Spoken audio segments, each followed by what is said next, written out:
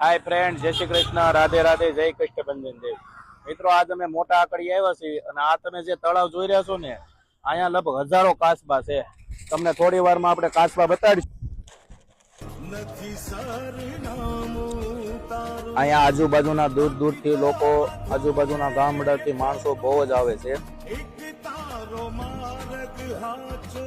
મિત્રો, જો તમે પણ એટલા કાચબા ક્યાંય જોયેલા હોય તમારા ગામમાં, તળાવમાં, તો કોમેન્ટમાં બતાવજો કે અમારા આ ગામમાં અમારે પણ એટલા બધા જીવ છે.